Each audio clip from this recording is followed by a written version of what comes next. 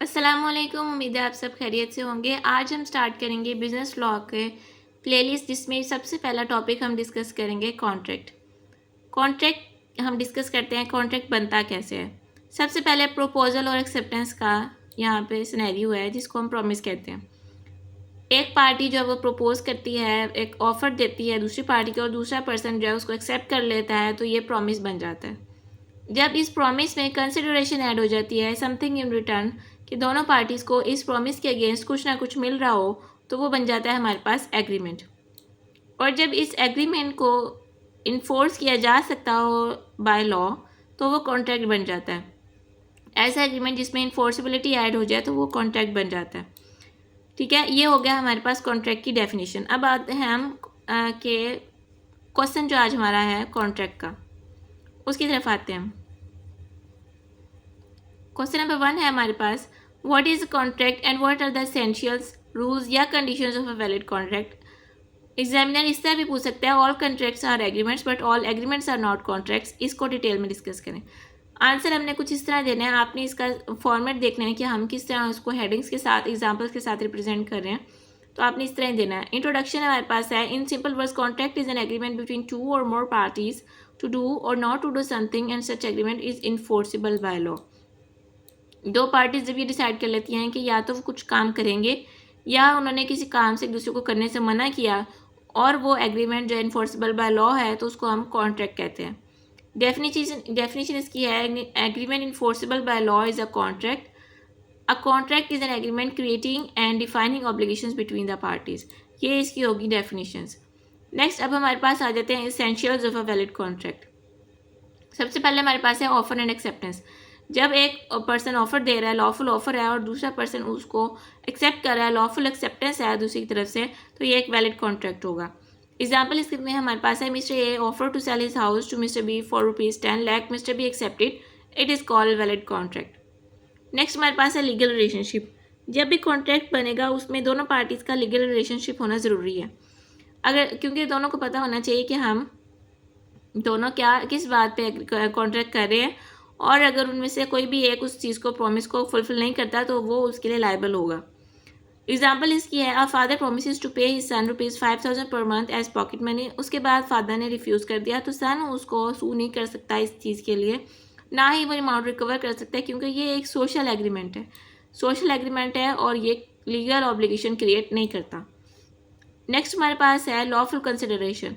जो भी कंसिडरेशन आप तय करते हैं एक कॉन्ट्रैक्ट में, वो लॉफुल होनी चाहिए।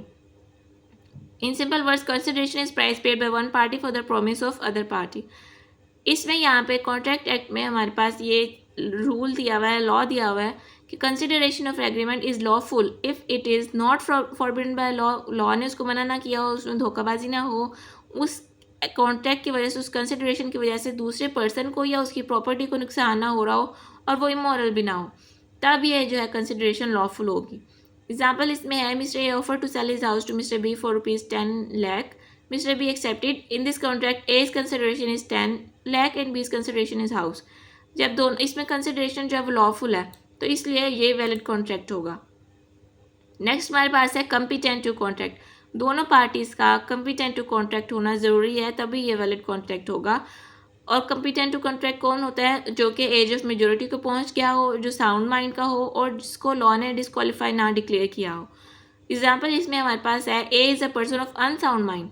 Unsound mind contract with B to sell his house for ₹2 lakh, it's not a valid contract as A is not competent to contract. क्योंकि ए जो है वो अनसाउंड माइंड का है, तो ये कॉन्ट्रैक्ट वैलिड नहीं होगा, साउंड माइंड का होना ज़रूरी है। नेक्स्ट हमारे पास है free consent. Free consent means that two person must be agree upon the same thing in the same sense. मतलब उसमें अनड्यू इन्फ्लुएंस, फ्रॉड, मिसरिप्रेजेंटेशन या कोशन के थ्रू जो है वो कॉन्ट्रैक्ट नहीं करना चाहिए। मतलब इमोशनल दबाव के थ्रू, या फिर धोखाबाजी, या फिर कोई हमने मतलब मिसरिप्रेजेंट किया है किसी चीज़ को, ये चीज़ें नहीं होनी चाहिए, तब जो है वो फ्री कॉन्सेंट होगी और कॉन्ट्रैक्ट वैलिड होगा। एग्जाम्पल इसमें यह है कि A forces B to enter into a contract on gun point, it's not a valid contract as consent of B is not free. Gun point पे तो वो कॉन्सेंट फ्री तो नहीं ना हुई, उसकी अपनी मर्जी के मुताबिक तो ये कॉन्ट्रैक्ट नहीं हो रहा ना, तो इसलिए ये वैलिड कॉन्ट्रैक्ट नहीं होगा। नेक्स्ट हमारे पास है लॉफुल ऑब्जेक्ट होना चाहिए। The object of contract must be lawful every agreement of which the object और consideration is unlawful is void contract. वही एग्जाम्पल यहाँ पे भी कि वो लॉ ने फॉरबिड ना किया हो, धोखाबाजी ना हो, दूसरे पर्सन या प्रॉपर्टी को नुकसान ना हो, इमोरल ना हो। A promise to pay B ₹10,000 if B beats C. ये इमोरल है तो इसलिए ये अनलॉफुल होगा और इसको इन्फोर्स नहीं किया जा सकता। लॉ अनलॉफुल है तो ये कॉन्ट्रैक्ट भी वॉइड होगा, क्योंकि ए जो कह रहा है कि वो बी को पैसे देगा सी को मारने के लिए, तो ये अनलॉफुल है, कॉन्ट्रैक्ट बाइंड नहीं होगा, कॉन्ट्रैक्ट वॉइड होगा। Not expressly declared void.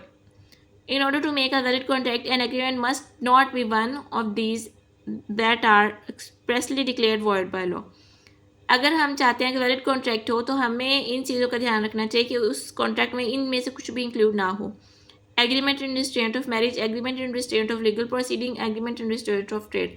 शादी करने से मना ना किया गया हो उस एग्रीमेंट में, लीगल प्रोसीडिंग या फिर ट्रेड से मना ना किया गया हो, तो वो फिर वैलिड कॉन्ट्रैक्ट होगा। अगर इन चीज़ों को उसमें इंक्लूड किया गया तो वॉइड बाय लॉ होगा, क्योंकि ये जो हक है, हकूक़ है, ये इंसान के बुनियादी हकूक़ हैं और इससे कोई भी उस पर्सन को मना नहीं कर सकता इन अपने हकूक़ को यूज़ करने से, जब तक कि वो लॉ लीगली जो है वो उसको किसी पर्सन लीगली उस पर ये आयद ना हुआ हो ये चीज़।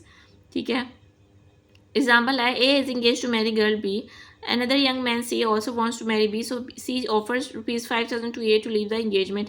अब यहाँ पे यह है कि A जो B से शादी कर रहा था, लेकिन C ने उसको पैसे दिए कि तुम B को छोड़ दो, तो उसके अगेंस्ट उसको कंसिडरेशन दे रहा है, तो ये लॉफुल नहीं होगा, कॉन्ट्रैक्ट बाइंड नहीं होगा, क्योंकि ये it is in restraint of marriage, जो कि लॉ ने मना किया कि इसको आप ऐसे किसी का भी हक नहीं ले सकते हैं, तो ये वॉइड होगा।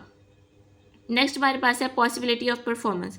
The performance of a contract must be possible, otherwise it will not be a contract. तो कॉन्ट्रैक्ट ऐसा होना चाहिए जो पॉसिबल भी हो, अगर वो इम्पॉसिबल है तो वो कॉन्ट्रैक्ट बाइंड होगा ही नहीं और वो वॉइड होगा।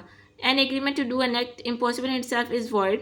एग्जाम्पल है इसमें कि अगर ए कहे कि तुम मेरे लिए ए बी से कहे कि तुम मेरे लिए तारे तोड़ के लाओ, तो ये कॉन्ट्रैक्ट इम्पॉसिबल है, इसलिए कॉन्ट्रैक्ट वैलिड नहीं होगा। नेक्स्ट हमारे पास है writing and registration. A contract may be oral or in writing. Written agreements are easy to prove in the court, but if a verbal agreement is proved in the court, it will not be considered invalid.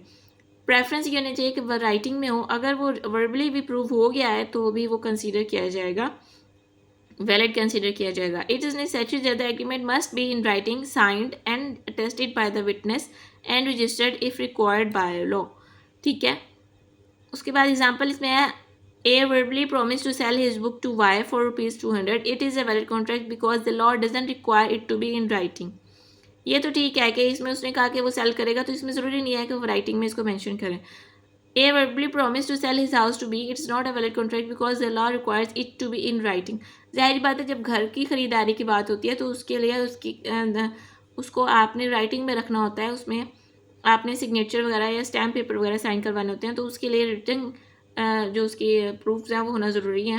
तो यहाँ पे ये valid contract नहीं होगा जब वो verbally जो है वो प्रॉमिस कर रहे हैं एक दूसरे से। नेक्स्ट हमारे पास है certainty of terms. For the validity of the contract it is not necessary that the terms of the agreement must be clear and certain. Example है, A agrees to sell B 50 tins of oil and there is no indication as what oil is to be supplied. The agreement is void due to uncertainty.